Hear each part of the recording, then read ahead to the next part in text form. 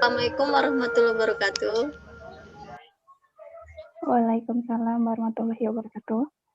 Kali ini kami akan mempresentasikan makalah kami yang berjudul Sistem Informasi Absensi dan Pengkajian Karyawan pada mata kuliah Pemodelan Sistem Berorientasi Objek. Di sini ada nama anggota kelompok kami. Yang pertama ada Rahmadani Siregar dengan saya sendiri, ada Rahma Septianingsih, Sri Devi Simorangkir, Jerry Mahanaim, Resti Novianti. Yang pertama adalah latar belakang dari makalah kami, yaitu pada saat masa sekarang ini, teknologi dan informasi sudah sangat maju dan pesat. Oleh karena itu, kegiatan-kegiatan manusia dalam mengakses ataupun mendapatkan informasi sangatlah mudah dikerjakan. Untuk mendapatkan informasi tersebut, kita bisa mendapatkannya dengan mudah, bahkan bisa dilakukan di rumah dan di mana saja, sehingga hal yang membuat informasi dan teknologi semakin maju dan berkembang. Yang kedua, absensi dan pengkajian sangat penting dalam produksi. Dengan absensi dan pengkajian yang baik, maka diharapkan dapat membantu dan mengendalikan proses penyelesaian pekerjaan sehingga didapatkan hasil yang sesuai dengan kriteria dan tujuan yang ditetapkan. Yang kedua ada maksud dan tujuan dari makalah kami, yaitu untuk mempermudah karyawan PT Indonesia Maju untuk mengetahui informasi tentang pengkajian dan rincian apa saja yang terdapat dalam sistem. Yang kedua, membuat laporan dari informasi yang telah dihasilkan oleh sistem absensi dan pengkajian.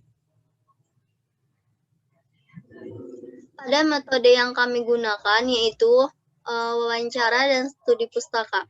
Dengan ruang lingkup, karena luasnya ruang lingkup dari pembahasan dalam penulisan makalah ini, maka kami hanya membatasi pembahasan pada pengkajian karyawan di PT Indonesia Maju ini dari mulai pengolahan data rekap absensi, perhitungan gaji, sampai pembuatan pencetakan laporan pengkajian.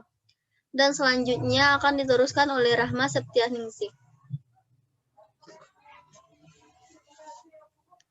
Selanjutnya ada prosedur sistem yang berjalan. Yang pertama ada prosedur absensi karyawan. Karyawan datang langsung melakukan absen dengan media kertas yang sudah dibuat oleh bagian administrasi dan absen dilakukan 2 kali, yaitu absen datang dan absen pulang. Jam kerjanya Senin sampai Sabtu, Senin sampai Jumat pukul 8 sampai 5 sore, Sabtu pukul 8 sampai jam 2 siang. Yang kedua ada prosedur rekap ulang absensi. Rekap absensi dilakukan setiap akhir bulan, kemudian accounting akan membuatkan laporan gaji yang akan diserahkan ke GM Accounting. Next.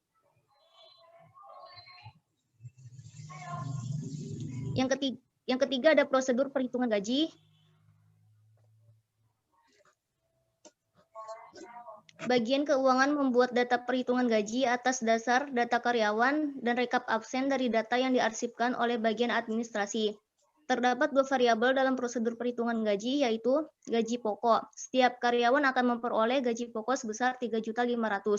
Yang kedua ada tunjangan makan dan tunjangan transportasi. Yang keempat ada prosedur pembuatan slip gaji.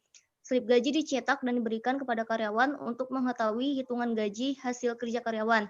Slip gaji dibuat 2 rangkap, 1 diberikan kepada karyawan dan 1 untuk accounting. Next. Perancangan program. Selanjutnya akan dijelaskan oleh Sri Devi Simorangkir.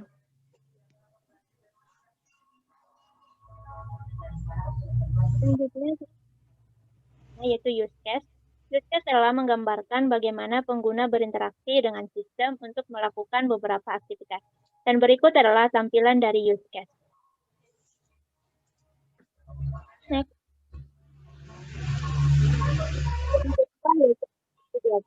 Activity diagram menggambarkan kegiatan utama dan hubungan di antara kegiatan dalam satu proses yang digunakan untuk memodelkan proses dalam satu sistem informasi. Berikut terdapat 2 tampilan activity diagram, yaitu activity diagram admin dan juga activity diagram pegawai. Yang ketiga yaitu kelas diagram. Diagram kelas adalah model statis menunjukkan kelas dan hubungan di antara kelas yang tetap konstan dalam setiap sistem dari waktu ke waktu. Dan berikut adalah tampilan dari kelas diagram. Dan berikutnya akan dijelaskan oleh teman kami, Jerry. Terima kasih. Untuk selanjutnya yang keempat adalah sequence diagram. Sequence diagram mengilustrasikan objek-objek yang berpartisipasi di dalam suatu use case yang menunjukkan pesan yang lewat di antara objek untuk use case tertentu dari waktu ke waktu. Yang pertama di sini ada sequence diagram admin yang sebelah kiri, yang sebelah kanan ada sequence diagram pegawai. Next.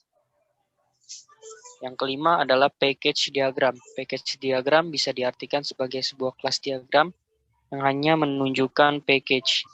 Ini adalah sebuah dari package diagram. Next. Yang keenam adalah objek diagram. Objek diagram pada dasarnya merupakan instansi dari semua atau sebagian dari kelas diagram. Yang selanjutnya akan dijelaskan oleh teman kami dari Resti Novianti. Selanjutnya ada deployment diagram.